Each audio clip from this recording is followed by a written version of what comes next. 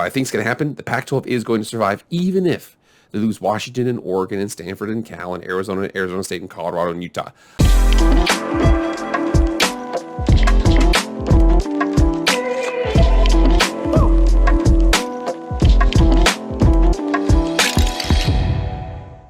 What is up, everybody? It is Jake with Master of Football, back at it again. Happy Thursday. Thank you so much for being here. If you want to be up to date on all things EA college football and watch plenty of college football videos, subscribe to this channel right now. I also do plenty of pro and Madden videos as well. Please hit the red subscribe button. It's free, you guys. All it's going to cost you is just being up to date on everything EA college football, lots of college football, and Madden and pro football videos as well. Hit the like button, comment, subscribe, all that stuff. I appreciate it. Without further ado, let's get into the video. All right, guys, so this video, and it took me a little bit here to come up with the title of this video, but I wanted to make sure we can understand something and be on the same page about something here. So the more that I'm involved with the media, that's hilarious, the fact that I'm saying that. I only have 670 subs right now. The more that I'm involved with the media, the more I understand kind of how things move, and the more how the news cycle and this and that, and you kind of understand how algorithms work. I'll get into those algorithms here in a second, but the reason why I'm saying this is because there was a story that came out the other day, just yesterday, that's at this point, when this video comes out, it's going to be about 15, 16 hours old, something like that. It highlights what people care about the most. And again, my channel, many other channels out there are caring about this as well. Sikkim 365 Radio. I see John Kurtz. I see a lot of videos from my boy Golden Blue Dude. I see him from, Kuz's Corner. A lot of guys like that talking about the same thing, about conference realignment. We're going to get into that story, and we're going to talk about the bigger meaning behind it, because you can see the connection between how people decide what they want to post and why, and also what the definition of sources means. But let's get into that article real quick. First thing I want to do is bring this up right now. Again, this is from ESPN.com, college football bottom 10. I'm telling you guys, the Mountain West is down bad right now this year. The worst is Colorado State, second is Colorado, and third is Hawaii. Utah State's an honorable mention. Like I said, Mountain West is down bad. But again, let's get into that conference realignment story right now. So here we are with the Pac-12 in danger of eventual collapse as Big Ten considers further expansion. Big 12 interest looms. If the Big Ten can get one more significant payday, it may be curtains for the Pac-12. And again, like I said, this is 9 hours ago for me. I'm posting this about 8 hours from now, 17, 16, I don't know, whatever. You know that it's basically about that much time in the future. Now, you want to make sure here, Dennis Dodd has been in a lot of these conversations here. But I want you to read something, and there's going to be one aspect of this first paragraph that is incredibly important that I need you guys to consider. So, the Big Ten's continued pursuit of 4 Pac-12 schools is leading concern that another round of expansion could collapse the Pac-12. Industry sources tell CBS Sports. Now, we're going to get back to industry sources tell CBS Sports in a second.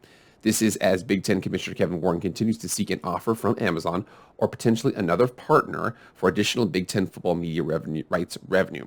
An offer deemed substantial enough would likely convince Big Ten presidents that California, Oregon, Stanford, and Washington would be valuable additions to the league from the Pac-12. If the Big Ten makes such a move, it would almost certainly increase the likelihood that the Big 12 is able to get some combination of Arizona State, Colorado, and Utah from the Pac-12, thus crushing the Pac-12 and hanging on Oregon State and Washington State out to dry. So I want to make sure we're clear about that. When it said industry sources indicate, because first of all, there's no new news was brought up from that article. That article was posted recently, and the reason why it was posted, I'll get to that reason in a second here. But man, you can definitely tell that there is a huge hunger for conference realignment talk. One, it involves every single team that's out there. It involves every single team. Teams in the lower division are coming up. Teams in the higher division are going to have new teams they can go visit. Things like that. It interacts with everybody. So a lot of those teams that are on the bubble, I am a Boise State fan. I know we just fired our offensive coordinator, and our quarterback just entered the transfer portal all within a matter of like 24 hours. But again, they are probably one of the more popular G5 teams that's on that cusp between G5 and A5. We're going to talk about G5 and A5 in a second here, because that's really important too. But you can see the fact that the reason why I want to talk about algorithms is because you can tell that there is an absolute desire for anything related to conference realignment right now. That article had absolutely no information in it at all. There was nothing new provided, nothing to that sort. It was basically a source tells CBS Sports. So an inside source tells CBS Sports. Now, I'm not trying to say that I question the professionalism of Dennis Dodd, but I am understanding how the BD kind of works. You could tell that what I think actually happened here was CBS Sports was like, man, we're kind of getting a little low on views here, man. The sports is being played, but we're not really getting that many views. And Dennis Dodd's like, I got an idea. Hey, Richie. Yeah? Hey, man, if the Pac-12 loses Washington, Oregon, Stanford, Cal to the Big Ten, and Arizona State, Colorado, and Utah to the Big 12, is the conference going to collapse? Yeah, probably.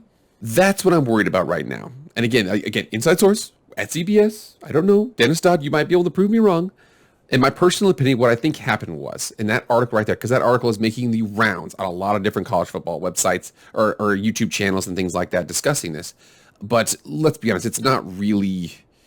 There's no new information from there, okay? You saw the article. It was kind of I don't want to say a pathetic article, but it was a 5-minute read. I think it was designed to click on it multiple times to get people attracted to it, just to kind of revamp, because they know that conference realignment has a huge boost to viewership. My channel in particular, you can tell that the conference realignment views, 2,000 views, the non-conference realignment views, 50 to 150, maybe 200, something like that. There are a couple that are more popular than that, but my most popular videos on this channel, bar none, are conference realignment videos, bar none. So again, you see the fact that the demand is there. CBS Sports posted an article. It kind of just reiterated a bunch of other things there. It circled a bunch of topics we've already talked about 10,000 times, how streaming is going to affect it, what happens if the Northwest 4 leave, the Northwest, or just the Northwest 2 and then the Bay Area 2, and then the four corners go to the Big 12, what happens to Washington State and Oregon State. We've all discussed all those things. However, it was reposted. Now we're all talking about it.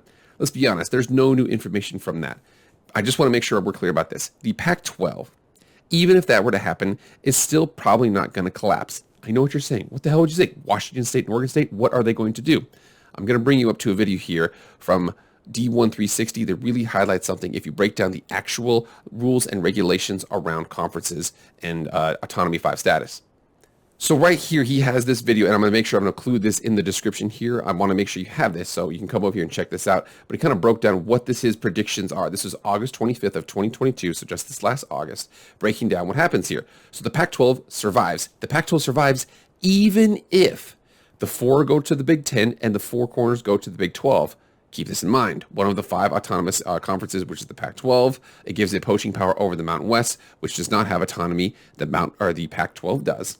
There's more value in Washington State and Oregon State plus the pick of G5s as opposed to 12 Mountain West schools plus Washington State and Oregon State, meaning if they were to leave that conference and go to the Mountain West as opposed to them just pulling over what they want. Bylaws indicate the Pac-12 only loses NCAA credits if it dissolves or doesn't meet D1 multi-sport conference requirements after a 2-year grace period.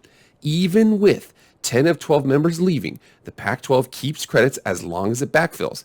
There are no provisions on NCAA revenue distribution PDF for if a league loses percentage members. Meaning, if they have the Pac-12 and they're down to 10 and then they all the way down to 1, they still retain all of those NCAA credits. Meaning, what I think is going to happen, the Pac-12 is going to survive even if they lose Washington and Oregon and Stanford and Cal and Arizona State and Colorado and Utah. I know it's sad. I know everything like that. But again, I like what this video says here, where they basically said they can get their pick of the litter in the Mountain West. Also probably at SMU, get that Dallas market, pretty easy travel to everywhere in the region. I know Boise has a direct flight to Dallas, so all those other sports would get ramped up as well. And you'd also have the Bay Area, you'd have the Northwest, you'd have, the center of the, Mountain West region. You have Vegas, you have San Diego, you'd have, like I said before, you had Dallas. So remember here, the big article that we were saying was the Pac-12 is in danger of eventually dissolving. The big issue with that is that there's multiple ways it can survive, and there's no new information that we haven't already been discussing.